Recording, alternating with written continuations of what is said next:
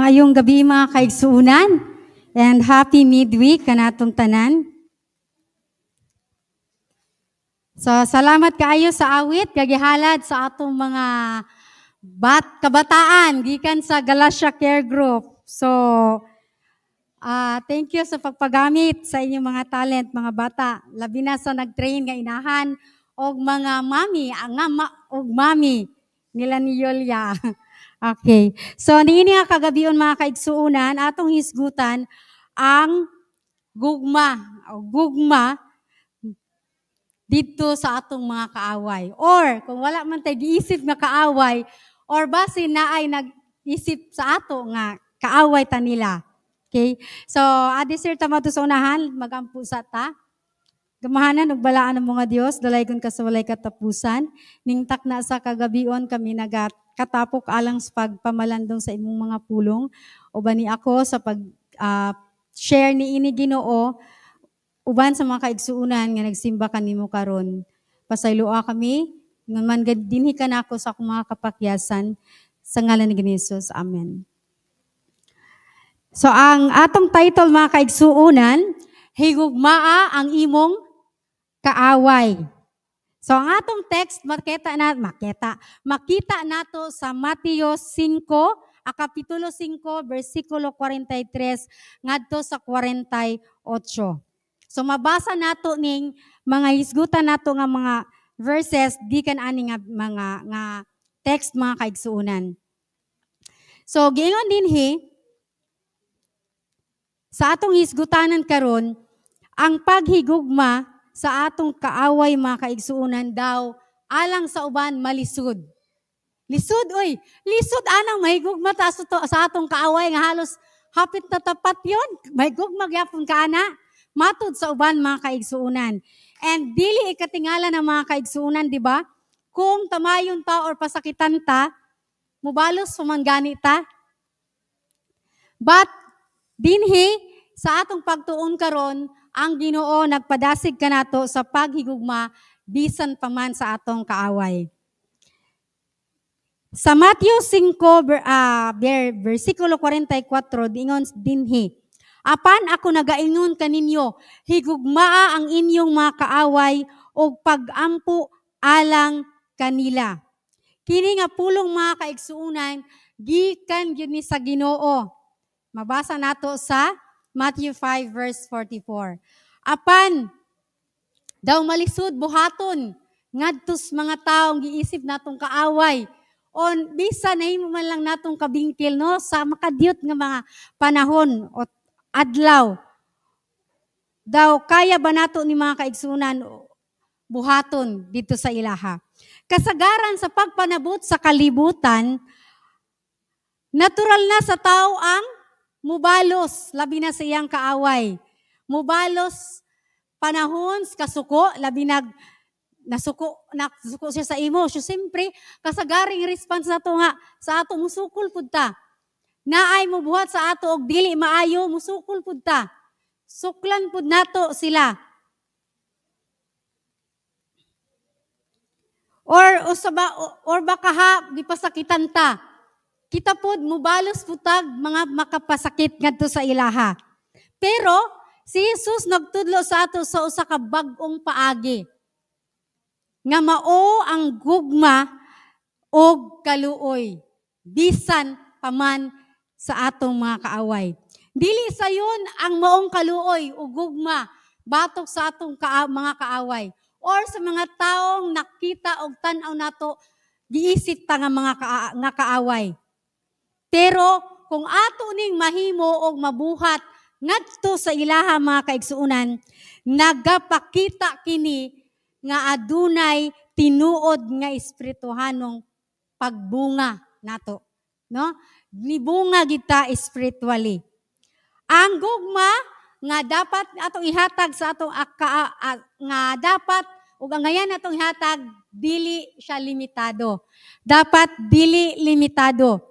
Ang gugma gitudlo ni Kristo wala nagdepende sa pagtratar sa uban diha sa pagtratar sa uban kanimo. So kung may gugma ta sa tao, dili nato basihan kung unsa kadako yang gugma sa ato. Kung magpakita ta gugma, dili nato limitahan taman or kutob lang sa mga tao nga nahigugma nato. Kanira akong tagaan ug mayong pagtagad. Kanira akong higugmaon kay kanira man pud siya ang nahigugma sa ako. Kanira akong i-treat ug insakto kay medyo ang ani pareha ra mig level. Kani kay maayo niya tao. Maunang kanira pud akong i-treat or isipon or higugmaon. Dili lang kini para sa imong pamilya. Ang paghigugma, mga kaigsuunan, dili lang para sa atong pamilya, sa atong anak, sa atong bana, sa atong parinti, or sa atong mga friends na daan, kundili or para sa mga maayong mga tao, mga buutan nga mga tao, kundili para sa tanan. Bisan paman sa imuhang kaaway. Kung kita mubati ilang gugma sa mga tao nga nahigugma ra sa ato unsa may kalainan nato sa uban. Sa uban mga tao, mga kaigsuunan nga mamili ra gihapon. Mamili irag taong tagdon. Mamili irag taong amiguhon. Mamili irag taong nga hatagan og tarong nga pagtratar.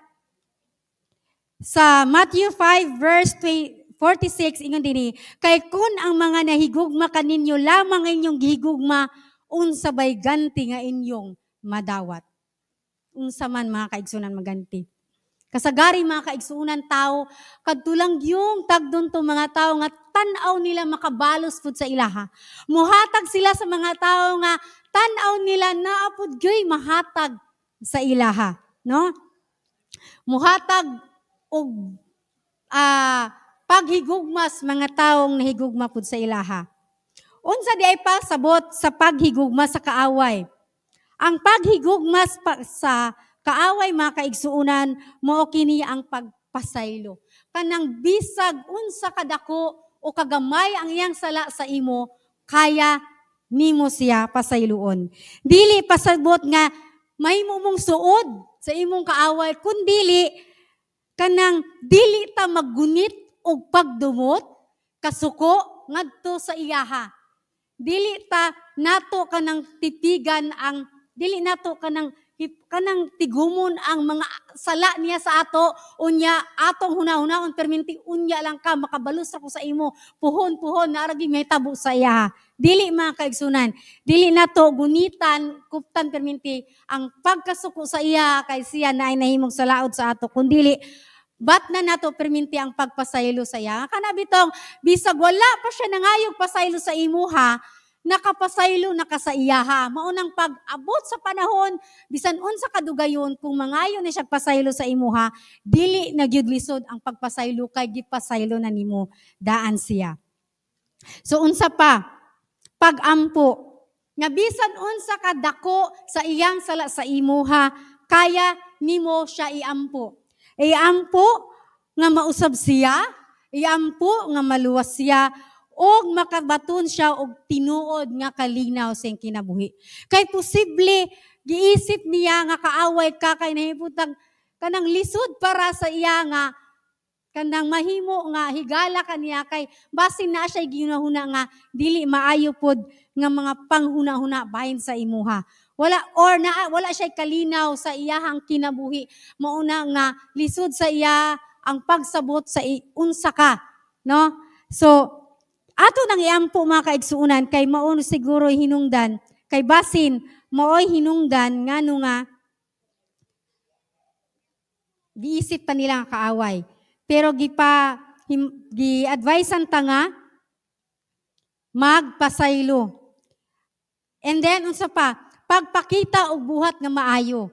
Ang paghigugmas kaaway mga kaigsuunan, mapakita nato pinaagi sa pagpakita og pagbuhat og mga maayo nga mga butang sa atong giisip nga kaaway or nag-isip sa ato nga kaaway. Kung nanginahanglan siya, tabangi siya. Kung nanginahanglan sila, tabangi sila. Makita nato mabasa sa Romans 12 verse 20. Moabot gid ang panahon mga kaigsuunan nga sila manginahanglan og tabang og kita maoy is gamiton sa Ginoo nga instrumento aron nga ma-meet ang ilang mao nga panginahanglanon. Busa ako moabot ang panahon nga gikinahanglan ta nila dili ta magmakuli og magduha-duha sa paghatag og tabang ngadto sa ilaha. Then another thing is paglikay sa pagpanimalos. Ang paghigugma sa atong kaaway usas pagpakita nga gigugma nato sila mao ang paglikay sa pagpanimalos. Kung unsa ang mga dili maayong nabuhat nila sa ato dili na ta manimalos pa. Dili na ta mangitag paagi nga makabalos pa ta sa ila aron pasakitan pud sila. Kundili atong buhaton kung unsay labing maayo para kaayo sa ilaha. Ang Ginoo na ang magtubag sa hustisya. Siya na yung maghatag mga kaigsunan. Dili po nato gyampo no nga usahay mo ingon pud nga ay Ginoo buhati ra gid nag something nga kanang makaamgo siya nga kanigid ba? Dili pod ana kun dili kanang kana bang yampo nato sa Ginoo nga kanang matabangan siya nga makabaton og kalinaw bitaw dili pod tong pagampo nga maka-encounter siya mga classes pagsulay aron lang gyud maglisod pud siya no so likayan nato ang pagpanimalos. Ang pananglitan nga walay lain natong sumbanan mga kaigsuunan mao ang kasinatian ni Jesus. Si Jesus mga kaigsuunan dito sa cross gitamay siya, gisamaran o gilansang. Apan wala siya lain giingon. Amahan, pasaylua sila kay wala sila masayod sa ilang gibuhat. Maunay akong gibuhat mga kaigsuunan. Sa dihang mobati kog kasakit, sulod sa panimalay o bisan sa uban mga tao nga feeling nako grabe naman gyud, sobra naman gyud. Ako lang yung ginahuna-huna ug kuban sa tabang sa pagpahinumdum sa Ginoo nga wala gyud sila kabalo sa ilang gibuhat. Mauna nga ang akong ginaampo nga pasayloon sila og tabangan na gyud sila nga malamdagan sila pinaagi sa tabang sa balaan nga espiritu. Kini nga gugma nga walay sukod mao ang atong angayan nga sundon. Bisan sa Ginoong Hesus wala gyud pagpanimalos iyang gibuhat kundili giampo ra gyud niya ang mga katawhan nga nagpasakit sa iya, nagdughang sa iya, di ba? Giampo ra gyud niya mga kaigsuunan o gihangyo sa Ginoo nga pasayloon sila sa atong amahan. Nganong importante ni tungod kay ngano importante ang pag-ampo alang sa atong kaaway, ang dili pagpanimalos, ang pagpakita og maayong mga buhat. Importante kini tungod kay nagpakita kita nga kita mga anak sa langitnong amahan. Nagpasabot nga kita nagatubo sa espiritu ug naghatag kini og kahayag sa kalibutan nga puno sa kasuko ug panimalos. Kung ang pagpanimalos mga kaigsunan may atong ibalos sa atong kaaway, dili gyud makita ang kahayag ni Kristo nga naa sa atoa.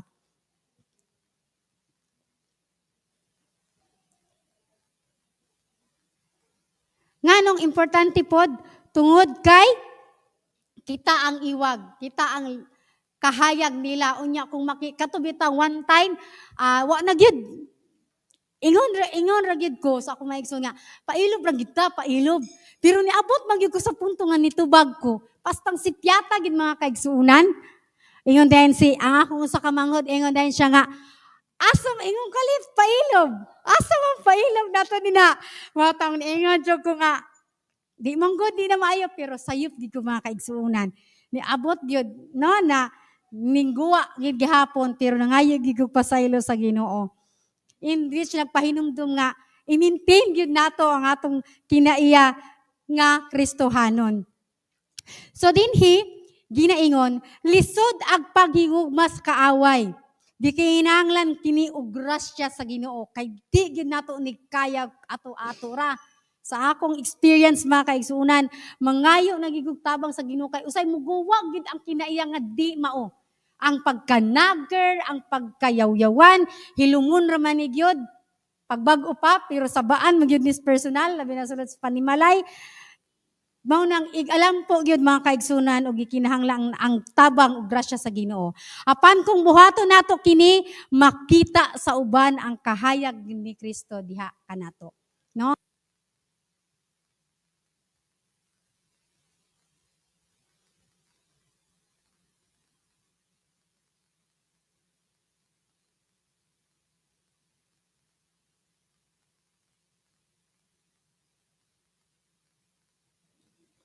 ba? Okay. So mga kaigsuunan, dili gid sayon ang paghigugmas kaaway kung wala ang grasya sa Ginoo, kung wala ang grasya sa Dios, mga kaigsuunan.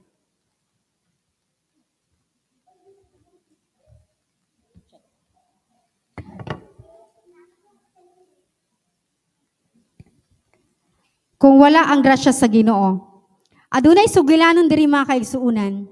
Sa usa ka duha ka tawo, mga kaigsuunan.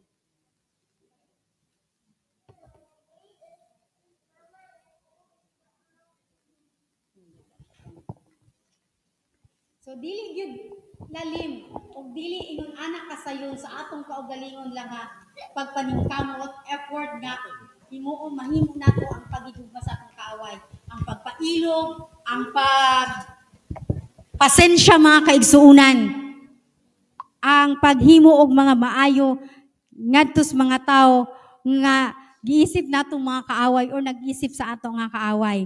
But kung naa ug magsalig ta permente sa grasya sa Ginoo, dili na siya imposible. Ug kung mahimo na nato, makita gyud ang dagway o ang kinaiya sa Ginoo sa ato kung mao atong ginahimo. So adunay sugilanon sa duha ka lalaki, mga kaigsuunan.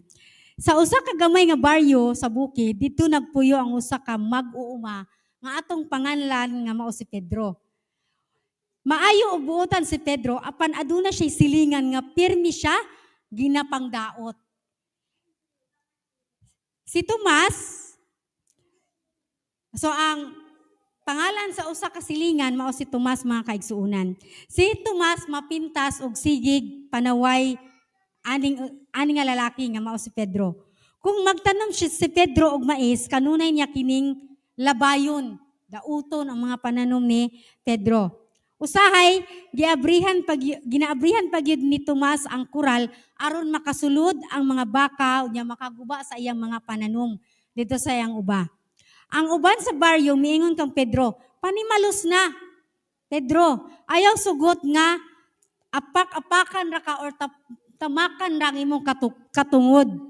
Apan si Pedro mitubag, si Jesus miingon, higugmaa ang inyong mga kaaway og ampui sila nga naga panamastamas kanimo. Bisan sakit, gisunod gyud ni Pedro ang pagtulunan ni Jesus. Kada makadaot si Tomas, si Pedro mubalos og maayo. Sa diyang nasakit si Tomas og walay mutabang kaniya, si Pedro miadto og mitabang. Gidalhan niya og tambal, pagkaon og giampuan pagyud. Naulaw si Tomas sa gibuhat ni Pedro. Misugod siya og hilak og miingon, wala ko magsildi nga silingan. Apan imong gipakita kanako ang tinuod nga gugma. Pasaylo ako. Gikan ni atong adlaw, sila nahimong suod nga mga amigo. Natandog usab ang ubang mga silingan ug ang baryo na puno sa panaghiusa og pagtinabangay. Ang punto sa sugilanon, mga kaigsuunan, nga ang tinuod nga gugma walay pagpili. Bisan pa man sa mga taong na nagdaog-daog sa ato or nagpasakit sa ato or bisan sa mga taong nagpanamastama sa ato. Bisan pa sa kasakit, kung kita mupasaylo og muhatag og kaluoy, kita makausab sa kasing-kasing sa atong mga kaaway. Sama sa gisulti sa Biblia sa Matthew 5, chapter 5, verse 44, apan ako nagaingon kaninyo, higugmaa ang inyong kaaway og ampua ang mga nagapasakit kaninyo. So mga kaigsuunan, bisan unsa pa man ang atong ma-experiensyahan sa atong mga silingan or bisan kasagay, mga kaigsuunan, ang unang kaaway nato ma-encounter sa ako lang experience sulod sa Pinimalay. Usahay mahimo na kung kaaway akong anak kay dili maminaw or dili mutuman sa mga ipangsulti na ako or itudlo sa ako. Usahay po ang akong bana amot sa inyo pero sa akong Panimalay unang kaaway nako akong bana, pero dili perminti mga kaigsunan. Akong anak or mga igsuon pa. Pero atong hinumduman, nga bisan pa man sa ingon ana mga kaigsunan, atong balusan sila sa mga maayong mga binuhatan o ato silang igampo sa kanunay o atong ipakita sa gihapon ang Kristohanon nga kinaiya nga iya sa Ginoo aron mao kini ang maoy makita unang-una sa atong panimalay dayon sa atong mga silingan. Sa panahon nga masulayan ta pinaagi sa atong mga kasilinganan, sa atong silingan, sa atong palibot, kung ang maayong mga binuhatan mo'y makita nila sa ato, ang atong mga response sa ilaha, makaamgo ra pud na sila mga kaigsunan sa ilang nabuhat nga dili maayo. Ug ang Ginoo nay mahimo o maantigo mubalos o muhatag sa maayong mga butang kay ang Ginoo aduna po'y mga plano para sa ilaha. Mao nang kita buhaton lang gyud nato kung unsay maarangan nato kutob sa mahimo nato tanang mga maayong mga buhat kay kini maoy kahimutan at tubangan sa Ginoo. So mao ra to mga kaigsunan, maayong gabi kanatong tanan, and once again happy midweek.